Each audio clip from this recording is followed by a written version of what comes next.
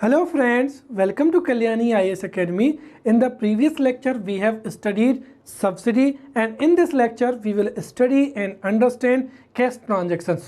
See, to understand cash transaction properly, we should have information and knowledge regarding direct subsidy and indirect subsidy. Therefore, at first we will study indirect subsidy and direct subsidy, then we will study cash transaction. So let's start the topic with indirect subsidy.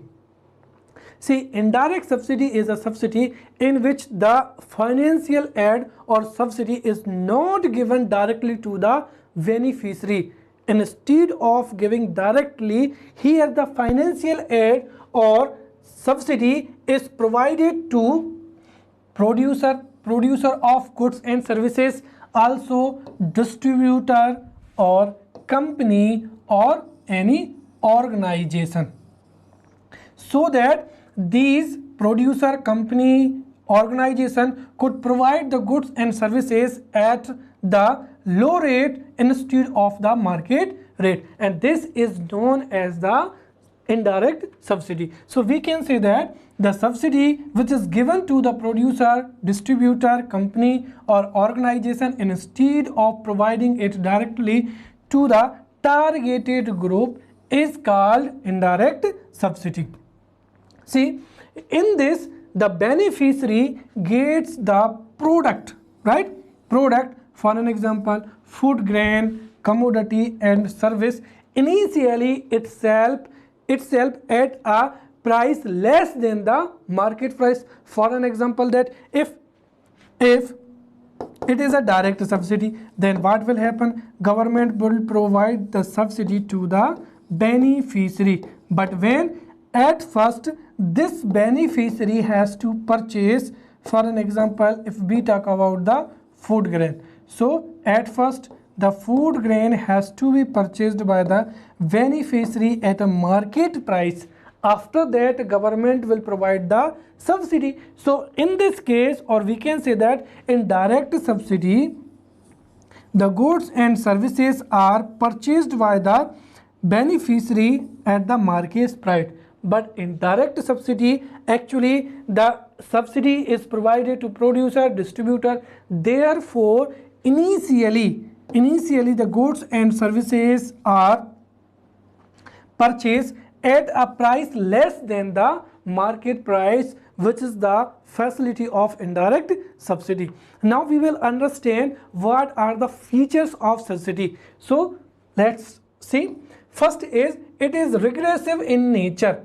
So we have studied about the regressive nature. See, so here indirect subsidy is regressive in nature because it is in this indirect subsidy, the rich get more subsidy benefit than the poor, because as you know that here the indirect subsidy is given to the producer or the distributor, and the distributor and producer then provides goods and services to the beneficiary, and in this process whoever beneficiary gets or consumes the more goods and services, definitely he will get more subsidy, and in this process the rich consume more goods and services, hence they use maximum portion of the subsidy. Therefore it is regressive in nature, and therefore the rich get more benefit than the poor. Also, as the level of income increases, or we can say that when the consumption of goods and services increases, the subsidy benefit also increases. For an example, here if we talk about the electricity subsidy, so here as you know that the benefit of the electricity subsidy is available only to the 70% of the population of India, and only who have the electricity connection, right? For an example, if we talk about the electricity subsidy will be provided only when the electricity is consumed.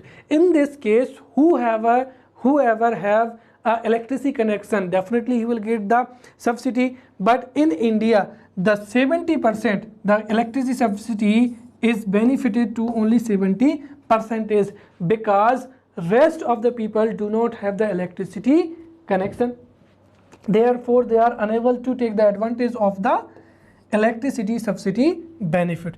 Second thing is that 30% is poor population, 30% is poor population and deprived population live in forest area and many forest area, hilly area. Therefore, they do not have electricity connection, and because of this they do not consume the electricity, hence they do not use the electricity subsidy, right?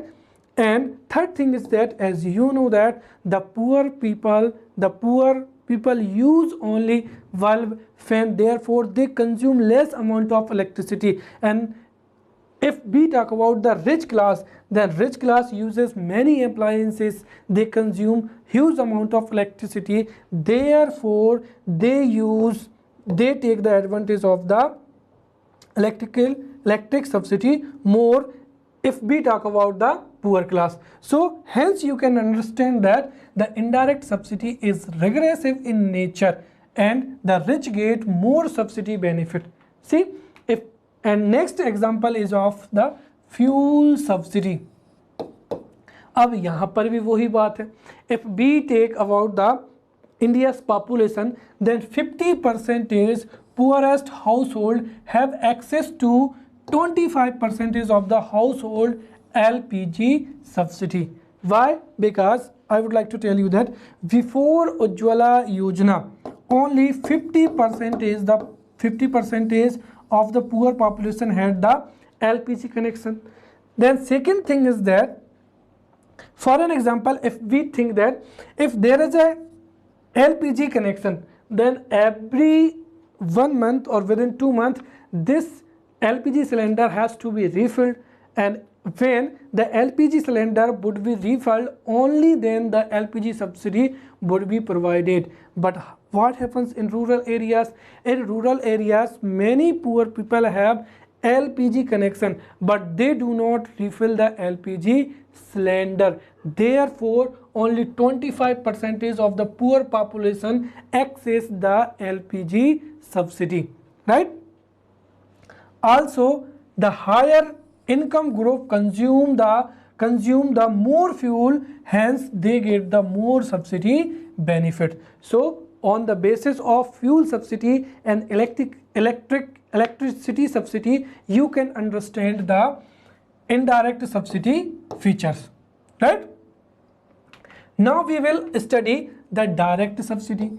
See, direct subsidy is a subsidy in which the subsidy is provided by the government directly to the beneficiary in the form of cash through bank account, post office account and other means through check. So easily अगर हम यहाँ पर indirect जो है indirect subsidy की बात करते हैं, तो जो इनडायरेक्ट सब्सिडी है वो प्रोड्यूसर को, रिटेलर को, डिस्ट्रीब्यूटर को या किसी कंपनी को गवर्नमेंट देती है और फिर वो रिट्यूडर या प्रोड्यूसर जो है वो बेनिफिशियरी तक उन गुड्स एंड सर्विसेज को पहुंचाते हैं. बट यहाँ पर गुड्स एंड सर्विसेज खरीदने के लिए या अवेल करने के लिए गवर्नमेंट सीधा, right, here government means the direct subsidy is provided by the government directly to the beneficiary in the form of cash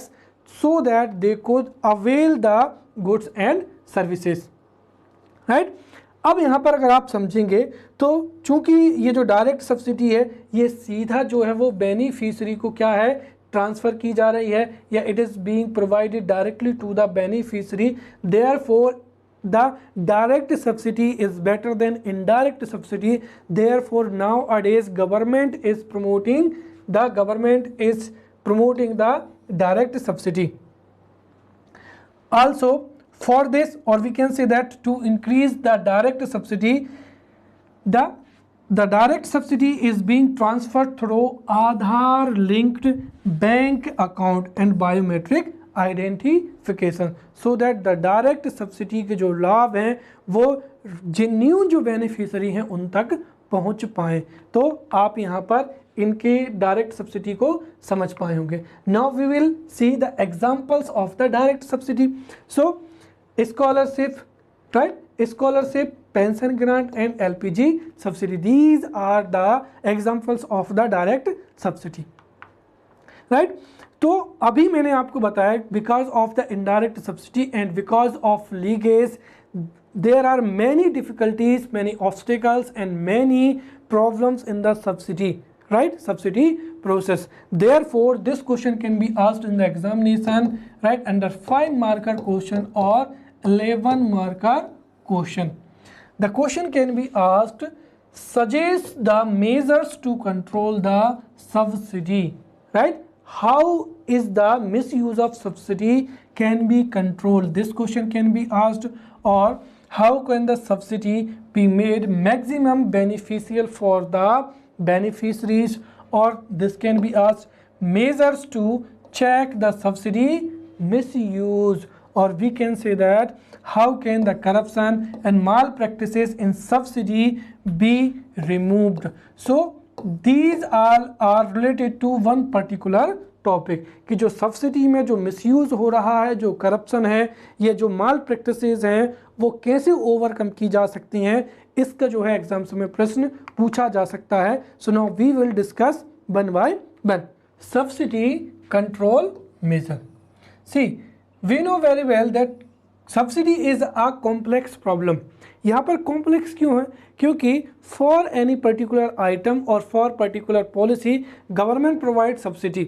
सो जब सब्सिडी एक बार शुरू हो जाती है तो उसको वापस लेना क्या होता है, it is a difficult task.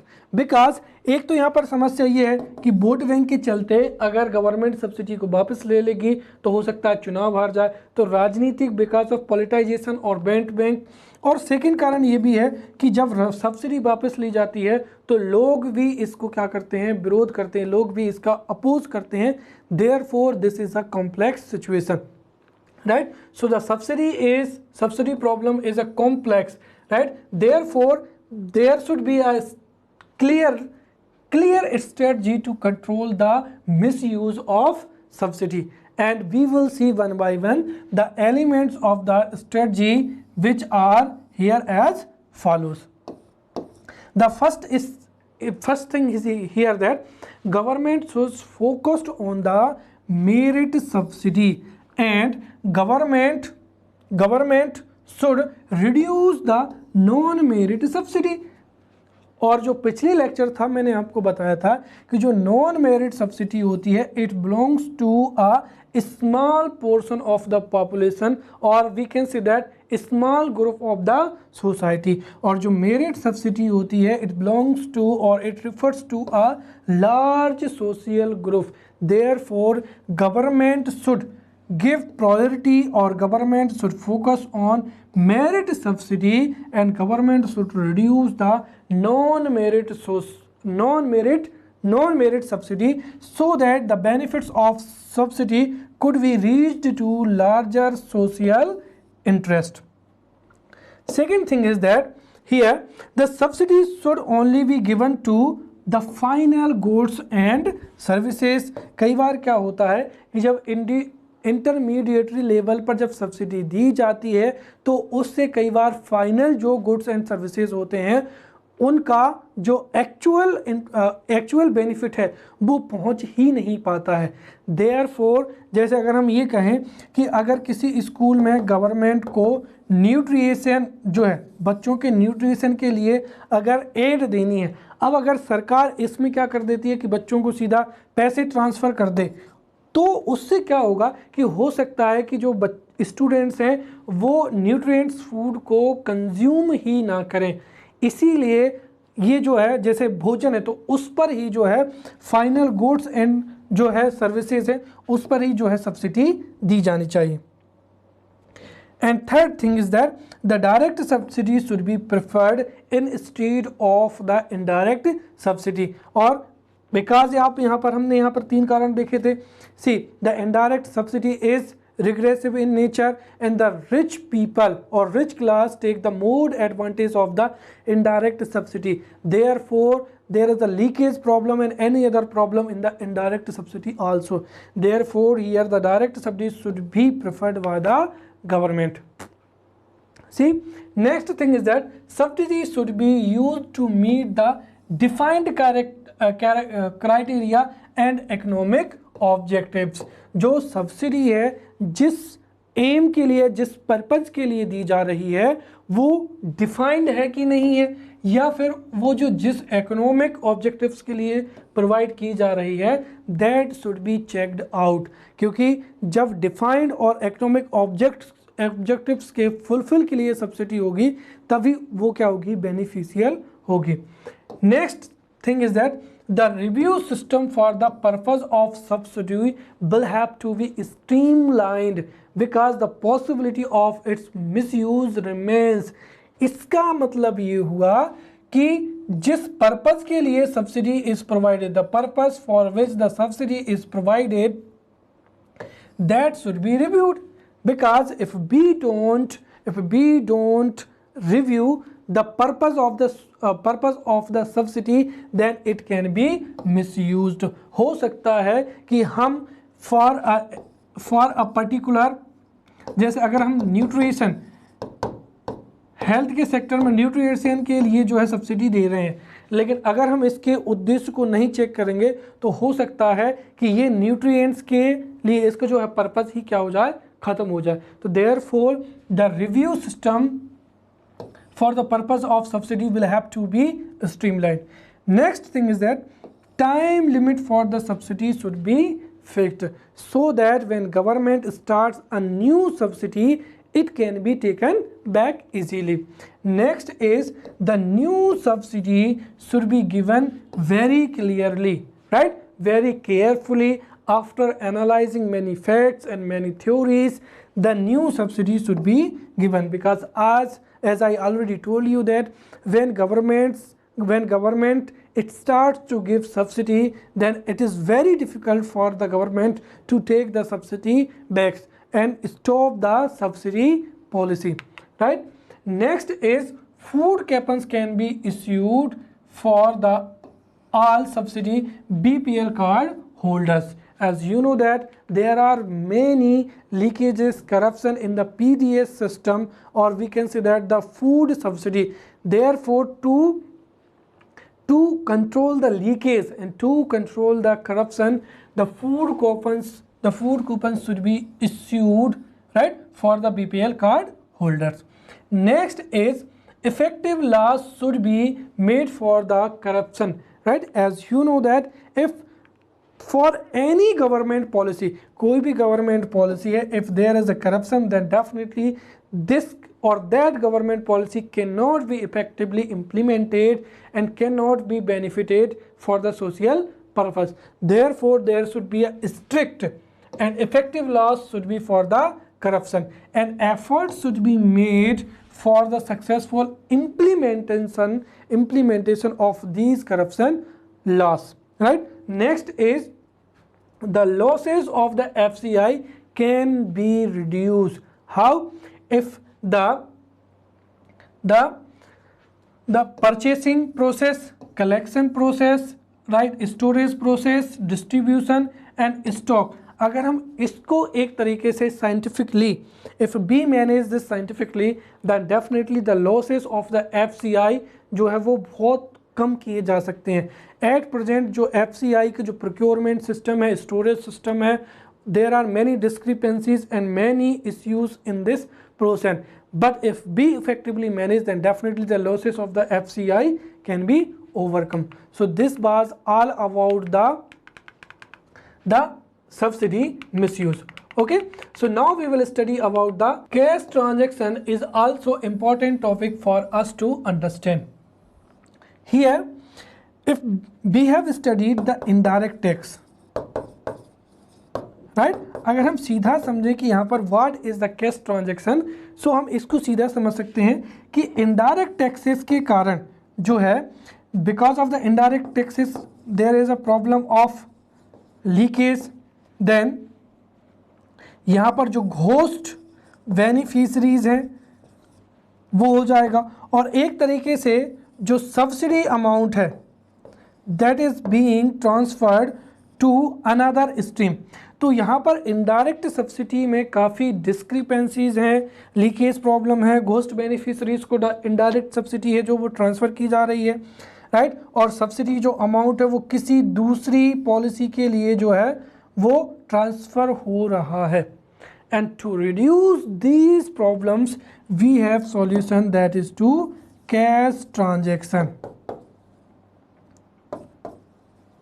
भाई जो भी बेनिफिशरी है उस beneficiary at first we need to identify the beneficiary, then we should directly transfer the subsidy, the financial aid, और we can say that grants. और अगर हम यहाँ पर कैश ट्रांसफ़र के माध्यम से सीधा अकाउंट में सब्सिडी को, ग्रांट्स को या फाइनेंशियल असिस्टेंस को हम सीधा ट्रांसफ़र करते हैं तो उससे जो करप्शन की प्रॉब्लम है, लीकेज की प्रॉब्लम है या फिर जो सब्सिडी मिसयूज़ की प्रॉब्लम है, दैट कैन बी ओवरकम. तो यहाँ पर जो कैश ट्रांसफ़र है वो इन सब में क्या करेगा, बहुत ज़्यादा मदद करेगा. तो ये यहाँ पर जो है cash, the importance of cash transaction we can understand. Now at first we will see the definition of cash transaction, then we will study it. See, cash transaction is a financial transaction where cash is used to settle a transaction, for an example, for purchase and sale settlement on that date. जैसे for an example, if we talk about the credit card, तो credit card में क्या होता है कि आप जिस दिन सेलिंग या परचेसिंग करते हैं उस दिन आपका जो मर्चेंट है, मतलब जिसने आपको क्रेडिट कार्ड क्या किया है, जारी किया है, और जहां से आपने खरीदा है, सेलर, तो सेलर एवं उस मर्चेंट के बीच में ही ट्रांजैक्शन होता है. और जो एक्चुअल ट्रांजैक्शन होता है वो फिर जिसने आपको जो है क्रेडिट कार्ड दिया है और जहां पर आपका क्या है, बैंक अकाउंट है, उन दोनों के बीच में लेटर फिर जो ट्रांजैक्शन होगा वो एक्चुअल ट्रांजैक्शन होगा. या फिर जैसे आप चेक के माध्यम से करते हैं तो जो सेटलमेंट होता है वो ट्रांजैक्शन का सेटलमेंट जिस डेट को आपने जिस डेट पर जो चेक इश्यूड होता है उसके बाद में वो क्लियर किया जाता है. परंतु कैश ट्रांजैक्शन में आपने खरीदा और वहीं पर आप उसको क्या कर देते हैं, सेटल कर देते हैं. तो सीधा हम कह सकते हैं कि a cash transaction is a financial transaction where cash is used to settle a transaction whether it is related to purchase and sale on that particular date.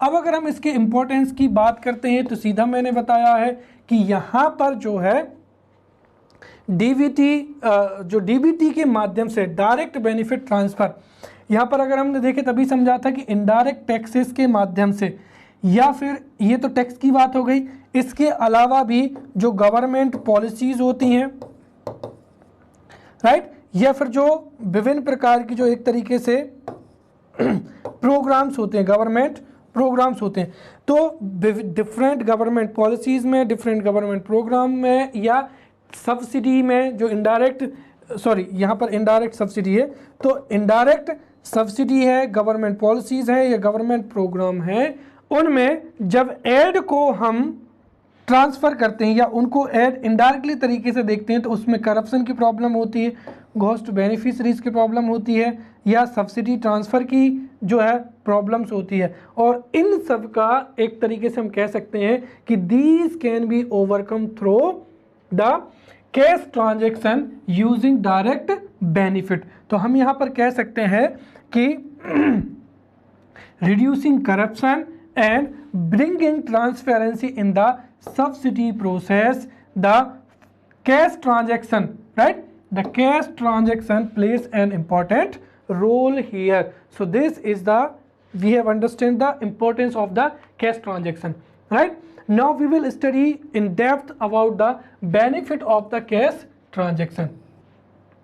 See, यहाँ पर आप इसको एक बहुत अच्छे से समझ चुके हैं कि जो यहाँ पर है जो food subsidy, you know very well that the food grains are distributed by the FCI through PDS system and there is a leakage in the PDS system. Also there is a huge corruption, right, huge corruption, misuse and the the bad quality food grains are distributed through the PDS system. अब यहाँ पर जो PDS system है इसके माध्यम से जो food grains हैं, the food grains are distributed, ये जो समस्या है वो काफ़ी कॉम्प्लेक्स बनती जा रही है। And this problem can be sort out by the cash transfer. जैसे कई जो इकोनॉमिस्ट हैं, जैसे अगर हम इसको बहुत अच्छे से समझें, सो पहली चीज़ तो ये है कि कैश ट्रांसफ़र के माध्यम से डायरेक्ट जो सब्सिडी है वो हम रियल बेनिफिशरीज या जो जेन्युइन बेनिफिशरीज हैं उनको हम यहाँ पर क्या कर सकते हैं, ट्रांसफ़र कर सकते हैं।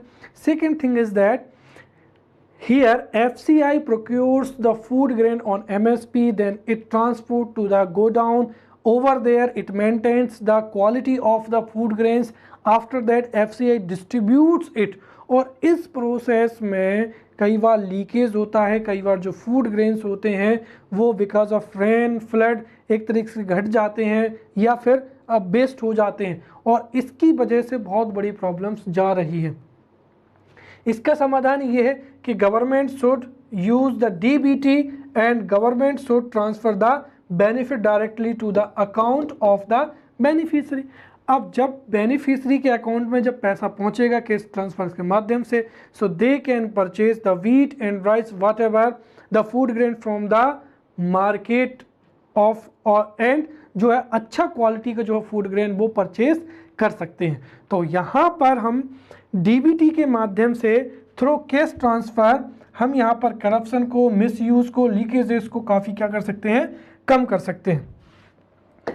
Second thing is that the success rate of existing poverty elevation programs will increase. देखिए कोई भी गवर्नमेंट पॉलिसी होती है, if there are genuine beneficiary तो उसके if there are genuine beneficiary then definitely every government policy can be successfully implemented. But if the beneficiary जो है वो फर्जी हैं, राइट, या घोस्ट बेनिफिशरीज हैं, तो वो योजना कभी भी सफल नहीं हो पाएगी। Therefore through DBT and through cash transfer the rate of existing poverty alleviation programs will increase. Third is here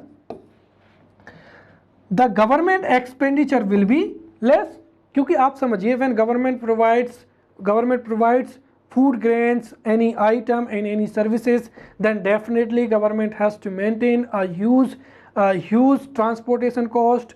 Government has to maintain a large staff. Only then government will be able to transfer these to the beneficiaries. But if through DBT, through cash transfer, जो जितना भी government expenditure है वो क्या हो जाएगा, cash हो जाएगा, क्योंकि यहाँ पर on a particular one click, एक क्लिक होगा और सीधा जो भी कैश ट्रांसफ़र के माध्यम से जो बेनिफिट है वो बेनिफिशरीज तक क्या हो जाएगा, पहुँच जाएगा। और इसके लिए गवर्नमेंट को एक तरीके से जो क्या होगा, कॉस्टलेस होगा। तो यहाँ पर गवर्नमेंट बहुत ही कम खर्चे में जो फ़ायदा है, बेनिफिट्स है, वो बेनिफिशरीज तक पहुंचा सकती है। किसके माध्यम से, डीबीटी के माध्यम से, कैश ट्रांसफ़र के माध्यम से। Next is it is very helpful in identifying the beneficiaries. और मैंने आपको बताया है कि when the benefit is directly transferred to the account holder and all these bank accounts are linked to the Aadhaar card, therefore we can identify the beneficiary और B would have the digital record कि हमने किस beneficiary को कितना financial aid और कितनी subsidy provide की है, ये सभी हमारे पास में डिजिटली भी होगा। therefore it will be very easy to identify the beneficiary. Next is the number of departments involved in the distribution process will be less. तो मैंने अभी आपको बताया कि जब goods and services को distribute करना होगा तो government will have to maintain a huge stock and for that there would be many departments. और अगर हम यहाँ पर सिंगल क्लिक के माध्यम से FBR जो है कैश ट्रांसफ़र हम सीधा DBT के माध्यम से करते हैं तो डिपार्टमेंट्स भी क्या हो जाएंगे, कम हो जाएंगे। हम यहाँ पर सीधा लिख सकते हैं कि pension can be transfer directly from the from the account of the actual account holder beneficiaries linked to the Aadhaar card, right. ये यहाँ पर फॉर्म नहीं आएगा, यहाँ पर इनटू आ जाएगा, राइट। तो जो है the pension can be transferred into directly the, जो आधार कार्ड से जो लिंक्ड बैंक अकाउंट हैं उन बेनिफिशरीज में जो है पेंशन पहुंचाई जा सकती है। In the same process scholarship can be transferred directly. The next and most important, for any natural calamity and for any financial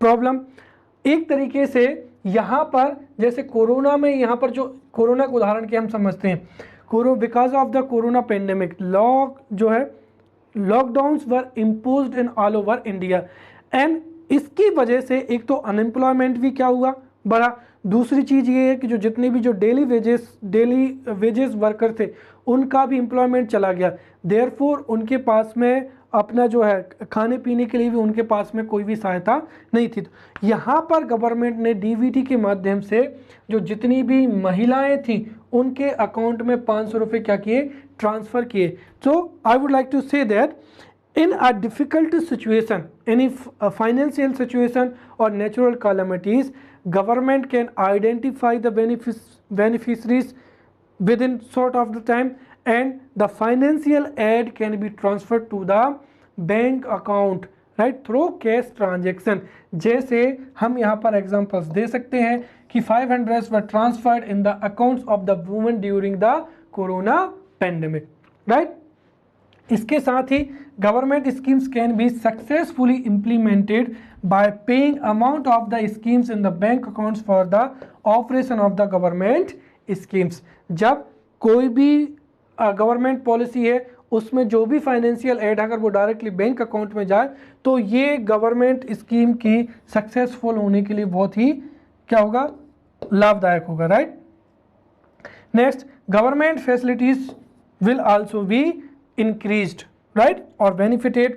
Next is by transferring the amount of subsidies, government schemes and facilities to the bank account, जो corruption है, right, corruption हो जाएगा, financial wastage हो जाएगा, या फिर जो इरेगुलेटरीज हैं in the financial transaction that can be prevented. और ये हम कह सकते हैं कि इसको हम निष्कर्ष रूप में ले सकते हैं, ये सबसे बड़ा हो जाएगा कि जो जितने भी फाइनेंशियल ट्रांजैक्शन होते हैं बिटवीन गवर्नमेंट टू पीपल, उन सब को जो करप्शन है, जो फाइनेंशियल वेस्टेज है, that can be overcome.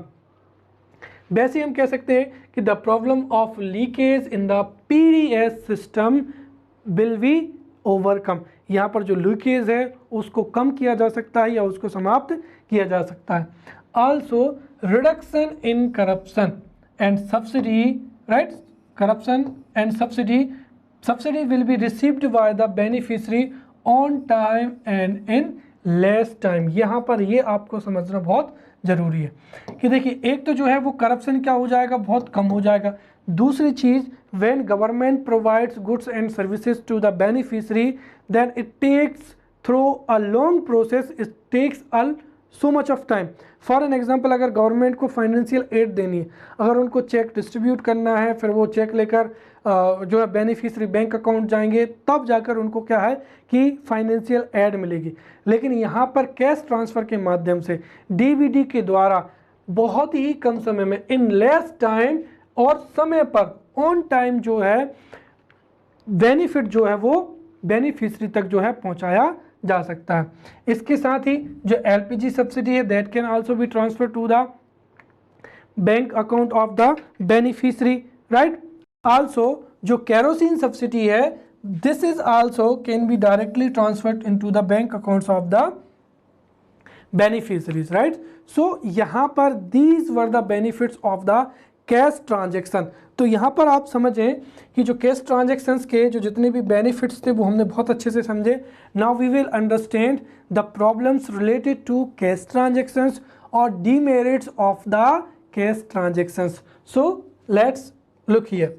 The first is, हमने अभी तक ये समझा है कि चूंकि जितनी भी गवर्नमेंट क्या होती हैं, पॉलिसीज़ होती हैं या जो भी क्या है सब्सिडी है, ये जो भी फाइनेंशियल एड है, राइट।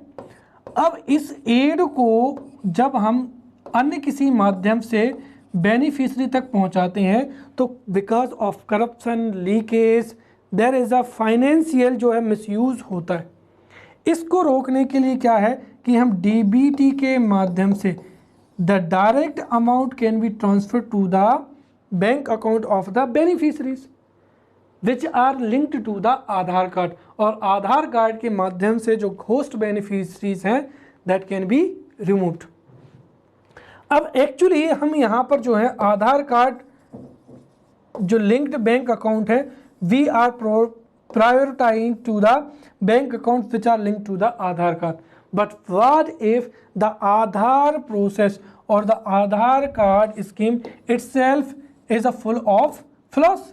जैसे आपने कई बार न्यूज़ में सुना होगा कि समटाइम्स जो आधार कार्ड होल्डर हैं उनके बायोमेट्रिक्स जो है वो मैच नहीं कर रहे हैं, या फिर कई बार जो है वो आधार डाटा लीक भी हो रहा है। तो कहने का मतलब ये है कि जो आधार स्कीम है, Aadhaar scheme itself is full of flaws. और हमारा जो डीबीटी का कंसेप्ट है, डीबीटी का जो कैश ट्रांसफ़र का कंसेप्ट है, जिसके माध्यम से जो फाइनेंशियल एड है हम आधार लिंक्ड जो बैंक अकाउंट में क्या कर रहे हैं, ट्रांसफ़र कर रहे हैं। तो अगर ये आधार स्कीम में फ्लॉज हैं then definitely the entire DBT और जो डीबीटी की तरह जो कैश ट्रांजैक्शंस है उसमें भी क्या होगा, कई फ्लॉज होंगे, राइट।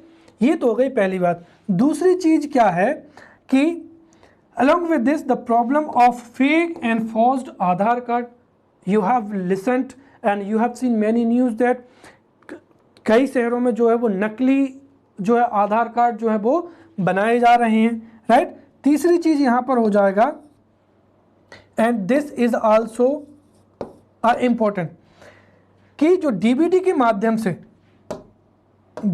माध्यम से जो भी अमाउंट ट्रांसफ़र किया जाता है,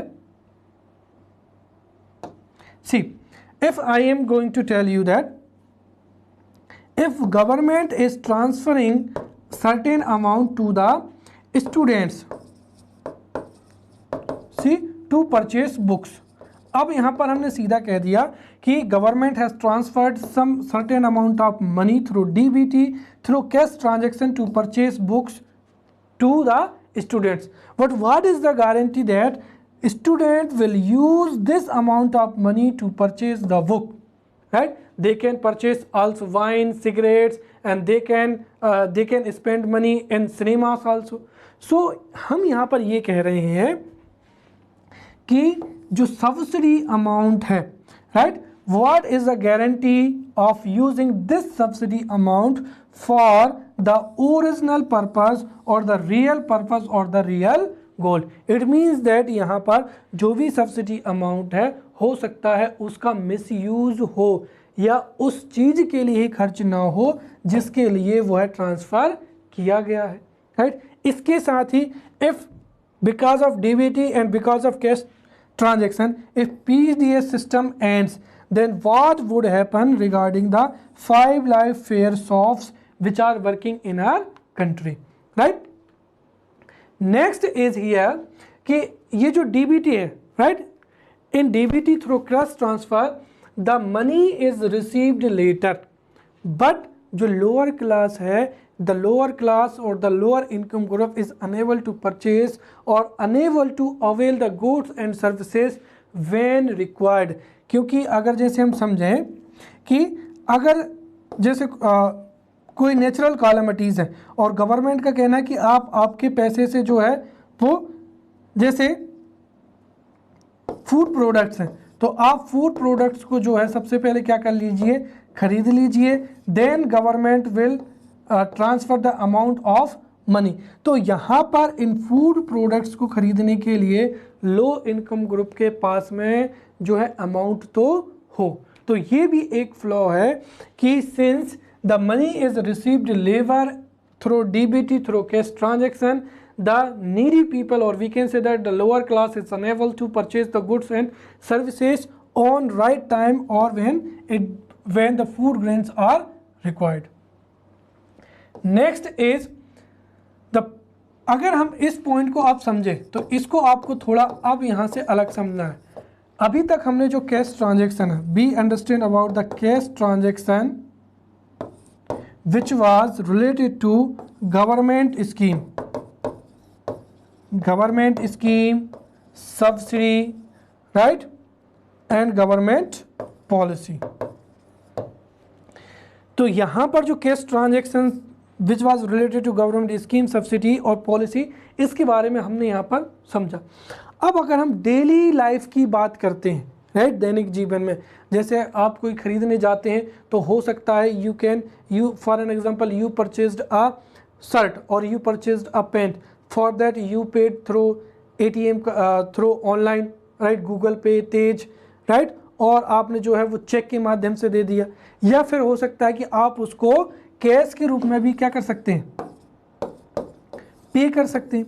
अब यहाँ पर एक समस्या ये जा रही है कि हम इनके बारे में बात नहीं कर रहे हैं। We are not talking about the subsidy, government scheme, government policy, we are talking about the transaction while purchasing and selling in the market.